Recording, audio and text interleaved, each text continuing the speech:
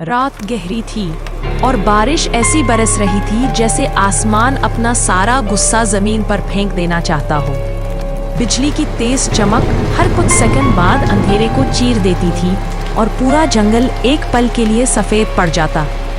पहाड़ों के बीच बसे नैसरगढ़ गांव के लोग दरवाजे बंद कर चुके थे, क्योंकि ऐसी बारिश में कोई भी बाहर निकलने की हिम्मत नहीं करता था। पिताजी, ये बारिश और ये चमकती बिजली कब बंद होगी? मुझे बहुत डर लग रहा है। डरो मत बेटी, हम तुम्हारे साथ हैं ना। बस थोड़ी देर और, जल्दी ही ये बारिश भी रुक जाएगी और ये तेज बिजली भी बंद हो जाएगी। तुम बिल्कुल सुरक्षित हो। लेकिन आज एक घर में एक दरवाजा खुला था। वो घर था राघव का, गांव का सबसे शांत, सबसे सीधा आदमी। राघव अकेला रहता था। उसकी पत्नी गांव के कच्चे रास्ते से एक रात अचानक गायब हो गई थी और तब से राघव अजीब सा हो गया था। अचानक से दरवाजा खटखटाने लगता है। राघव चौंकता है। बारिश की आवाज और तेज होती है। इतनी रात में इस तूफान में कौन हो सकता है? देखना तो पड़ेगा।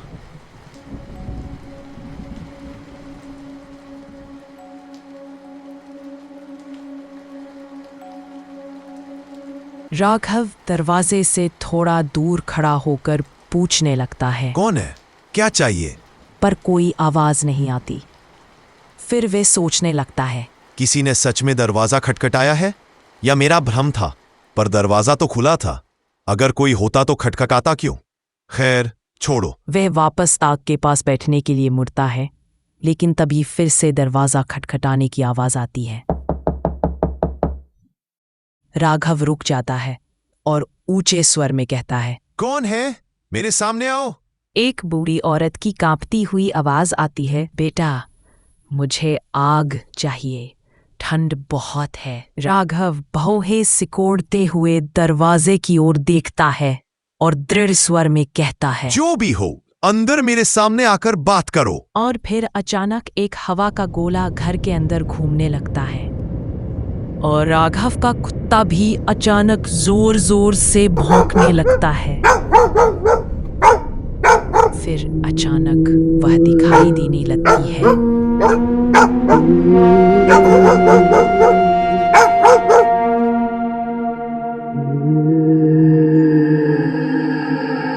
राघव पूरी तरह डर जाता है।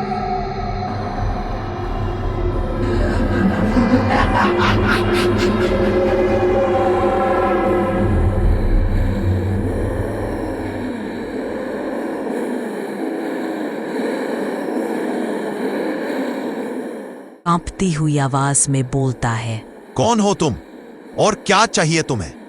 मैं हाथ जोड़ता हूं, यहां से चली जाओ। मैं वहां से आई हूं जहां तुम्हारी पत्नी गई थी। मैं ही उसे लेने आई थी और अब तुम्हें लेने आई हूं। क्या? ये तुम क्या कह रही हो?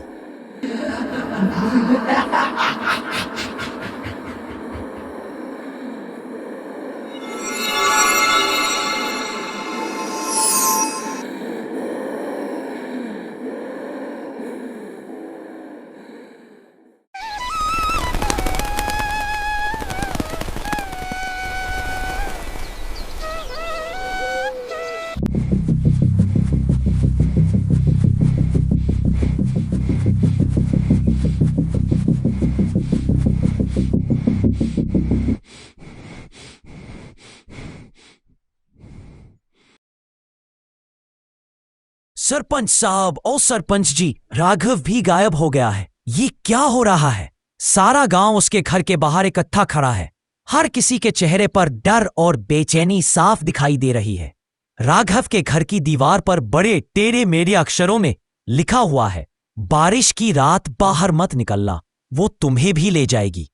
धीरज, मैं जानता हूं, पर किसी को भी समझ नहीं आ रहा है कि ये क्या हो रहा है। मैंने भी बहुत कोशिश की पर कुछ पता नहीं लगा पाया। आओ चलकर देखते हैं।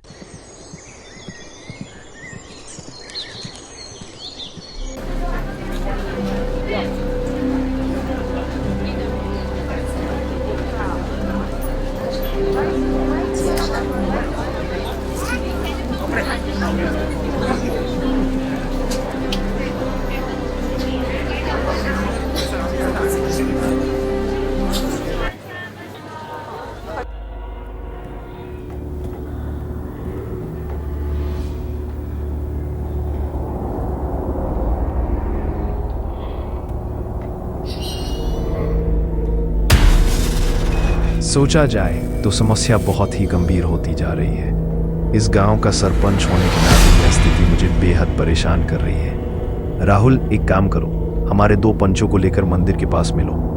हम तहकीकात शुरू करते हैं।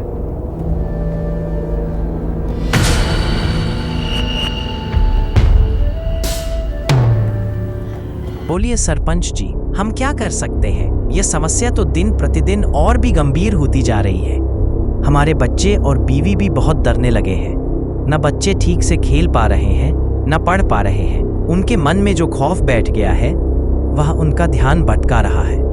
देखो भीष्म और कृष्ण, सब लोग परेशान हैं। इसीलिए मैंने तुम दोनों को यहाँ बुलाया है, क्योंकि तुम मेरे जिगरी यार भी हो और पंच भी। इस समस्या का समाधान हमें ही खोजना होगा, नहीं तो सारे सवाल हमारी सरपंची पर उठेंगे और लोग यही कहेंगे कि सरपंच किसी काम का नहीं, कुछ कर नहीं पाया। सबसे पहले हमें राघव के घर के आसपास कुछ शिनाख्त और जांच पड़ताल करनी होगी। हो सकता है हमें कोई सुराग मिल जाए। और फिर सरपंच सभी को साथ लेकर राघव के घर की ओर निकलता है और फिर सभी लोग राघव के घर के आसपास देखने लगते हैं, जैसे वे कोई सबूत या निशानी खोज रहे हों। सरपंच जी, हमें चौकन्ना रहना होगा। किसी भी वक्त तक कुछ भी हो सकता है।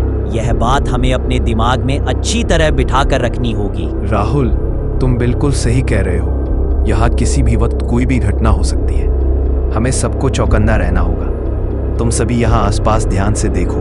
अगर कोई सुराग मिले तो बताना, और मैं घर के पीछे वाली तरफ जाकर जांच करता हूँ। अगर किसी को भी कुछ मिले तो तुरंत आवाज लगाना, ठीक है? जी बिल्कुल सरपंच साहब। मुझे उम्मीद है कि अगर हम सब मिलकर जांच करेंगे तो हमें जरूर कोई ना कोई सुराग मिलेगा, और अगर हम इस दुविधा से अपने गांव को बाहर निकालने में मदद कर पाए तो इससे बड़ी खुशी ना हमारे लिए होगी, न ही हमारे गांव के लिए। तो चलो शुरू हो जाओ। सभी अपने काम पर लग जाओ और अपनी पूरी ताकत लगा दो। फिर सभी लोग इधर उधर तिरछी नजर से देखने लगते हैं, जैसे कोई छोटी सी बात भी उनकी नजर से न बच सके।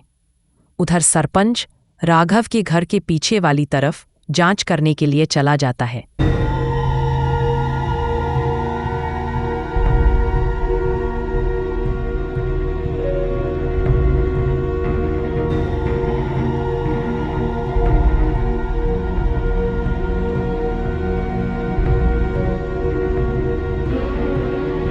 और फिर अचानक सन्नाटे को चीरते हुए सरपंच की जोरदार आवाज गूंजती है। वह सभी के नाम लेकर पुकार रहा होता है। अरे राहुल, भीष्म, कृष्ण, जल्दी से यहाँ आओ। ये देखो, मुझे कुछ दिखा है।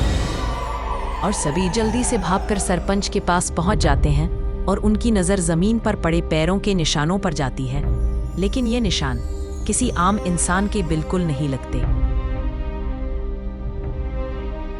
सरपंच जी, ये निशान तो बहुत ही बड़े हैं। मुझे नहीं लगता कि ये किसी इंसान के पैरों के निशान हैं। तुम सही कह रहे हो भीष्म, ये निशान इंसान के तो बिल्कुल नहीं लगते। और देखो, ये सीधे जंगल की तरफ जा रहे हैं। क्या हमें इनका पीछा करना चाहिए? रुको,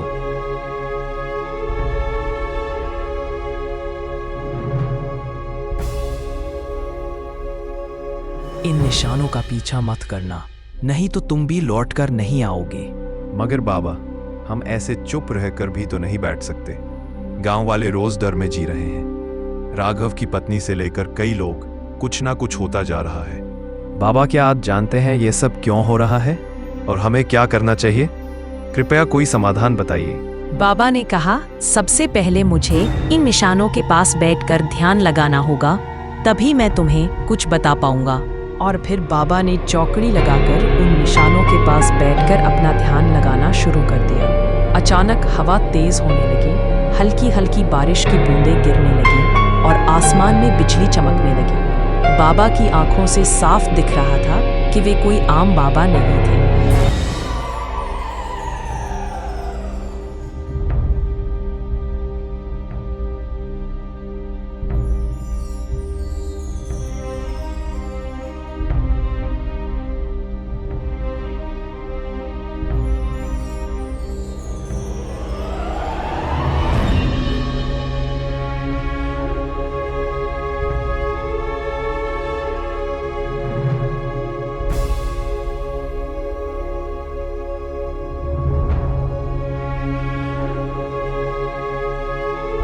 बाबा बताइए, क्या कुछ पता चला?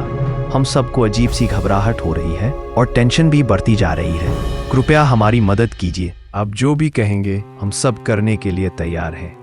हमें अपने गांव के लोगों की बहुत चिंता है बाबा। हम आपका यह एहसान कभी नहीं भूलेंगे। मैं जो तुम्हें बताने जा रहा हूं वह सुनकर तुम सब हैरान रह जाओगे। गौरव की पत्नी गायब नहीं हुई, उसे जान से मारा गया है। क्या ये आप क्या कह रहे हैं बाबा? क्या सच में ऐसा हुआ है? हम यकीन ही नहीं कर पा रहे। तुम जानना चाहते हो कि उसे किसने मारा? उसका खून खुद गौरव ने किया है। हम यकीन ही नहीं कर पा रहे। गौरव अपनी पत्नी के अलावा किसी दूसरी औरत से प्यार करता था।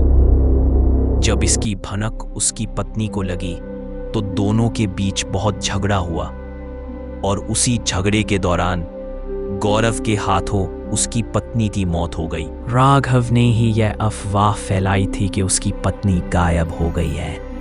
असल में वो डर गया था कि कहीं उसका राज खुल न जाए। इसी डर से उसने अपनी पत्नी को उसी रात दफना दिया। लेकिन बाद में यही सच उसे हर पल सताने लगा और जो आत्मा राघव को लेकर गई वह कोई और नहीं, राघव की पत्नी की ही आत्मा थी। उसने राघव को भी वहीं घर के पीछे वाले उसी रास्ते पर दफना दिया, ठीक उसी जगह जहां राघव ने उसे दफनाया था। अब वह चाहती है कि यह बात पूरे गांव को पता चले। उसी रात उसने गांव वालों को आवाज भी दी थी पर किसी ने नहीं सुना। वह चाहती है कि गांव के सभी लोग मंदिर में उसके नाम की पूजा करवाए, तभी उसकी आत्मा को शांति मिलेगी। जरूर बाबा, हम सब आज ही पूजा करवाएंगे और उसे मुक्ति दिलवाएंगे। फिर सारे गांव वाले इकट्ठा होकर पूजा करवाने लगे। सभी ने प्रार्थना की कि गौरव की पत्नी की आत्मा को शांति मिले और उसे मुक्ति प्राप्त हो।